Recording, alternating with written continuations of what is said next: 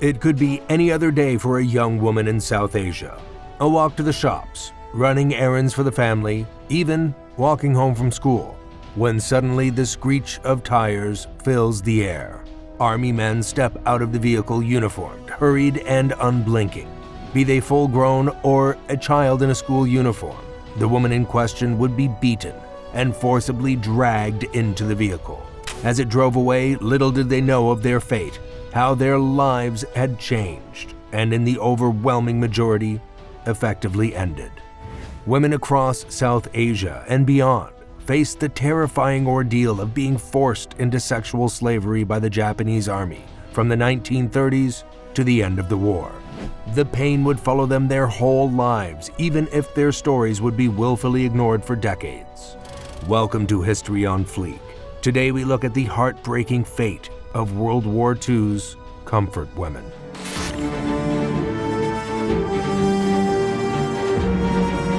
Comfort women mark an inhumane chapter of World War II's dark and world-altering history.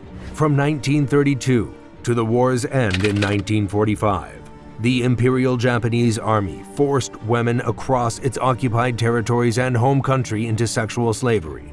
The recruited women were taken to brothels, or comfort stations as they were colloquialized, where they were to exist purely for the sexual mores of Japanese Army soldiers. Recruitment, however, was nothing of the sort. Commonly, women across Japanese occupied territories were captured for the role.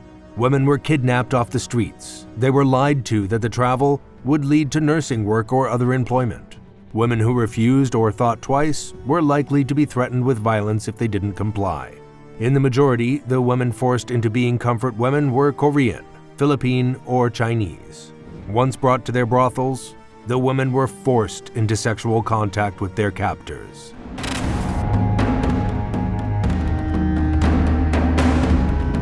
A grim harbinger for what was to come. The purpose of comfort women was to satiate the sexual mores of the Japanese Army soldiers in the wake of a hideous international incident. In December of 1937, the Imperial Japanese Army would leave the world horrified by a 6-week slaughter throughout the city of Nanking in China. Yet it wasn't the violence in the Chinese city that left the world reeling. It was the sexual violence. In the 6-week massacre, between 20 and 80,000 Chinese women were raped by Japanese soldiers, an event to live in infamy. It was rightly labeled the Rape of Nanking. The story goes, Emperor Hirohito was disturbed by the image of Japan left by the atrocities in Nanking, so he ordered that comfort stations be expanded across occupied territories as a means to prevent further violation and lessen sexually transmitted diseases. The whole concept behind military brothels was to prevent rape and keep soldiers satisfied in isolated quarters. Yet an entire system hinging on sexual slavery was never a plan to lessen misery.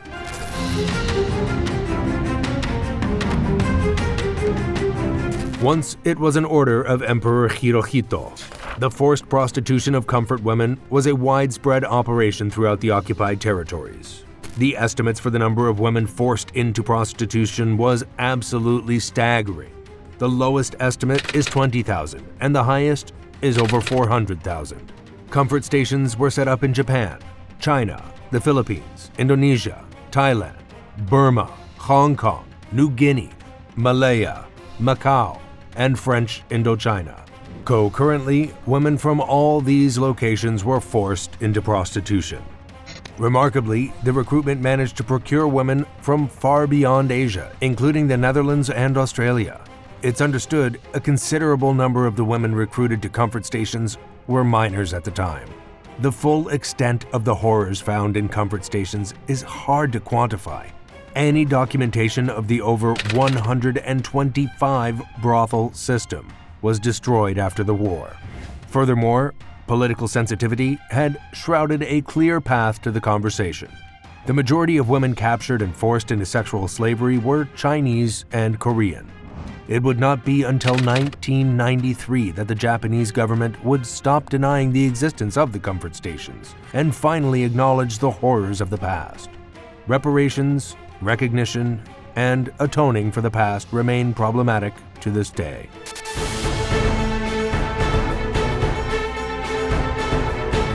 Their treatment of comfort women was a snapshot of some of the very worst war has to offer. Women's bodies as a canvas for hideous, anonymous sexual violence. The brothels they were kept in were squalid and barely provided livable conditions. As for the treatment of comfort women by the military personnel, it is tragically best surmised by the testimony of a Japanese army doctor: public toilets. In numerous accounts of comfort women, beatings and rapes were a day and night occurrence. Chillingly, accounts dictate even medical workers and army doctors would rape these women during examinations. Some comfort women would be forced to give blood to wounded soldiers against their will, with no one at their side, and their status as items only for use and abuse. The comfort women faced no end to the violation. Several accounts detail comfort women being raped as many as 30 to 40 times in a day. If a battle was approaching, the amount of rape was prone to increase.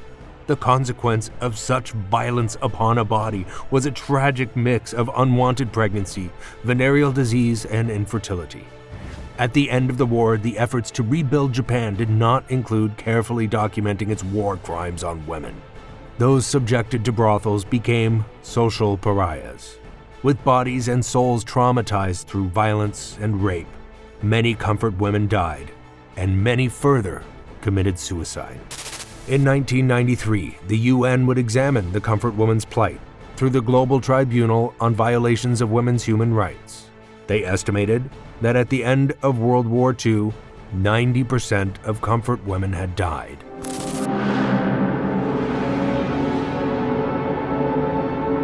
For an issue that faced institutional denial for decades afterward, the comfort stations of Imperial Japan leave something of a haunted legacy. Ultimately, the issue remains an incredibly sensitive topic in Japan. The initial admittance of any involvement in coercing women only came from Japan in the early 90s, after at least a decade of activist pressure. Following the Japanese government's mea culpa in 1993 through the Kono Statement, right-leaning commentators across Japan refuted the claim. As recently as 2004, Education Minister Nariaki Nakayama wanted all references to comfort women removed from history books, and 2005 textbooks contained no reference.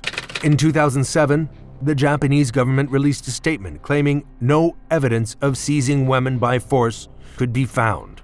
This is despite the government admitting to coercion 14 years earlier. When in 2014 the Japanese government reviewed its 1993 statement, it then said it stood by it. There was an out. The 1993 agreement was drafted with Seoul's cooperation. In other words, and certainly in the eyes of survivors, okay, we coerced women if you say we did.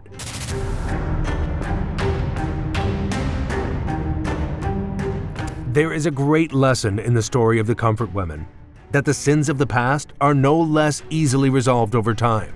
Japan has made considerable efforts over the decades to address and compensate victims, yet they've been blighted by a variety of important details. Following public pressure in 1994, the Japanese government created the Asian Women's Fund to compensate survivors.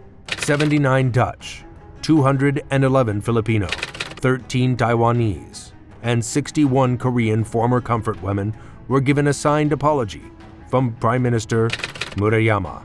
Yet the devil is in the details.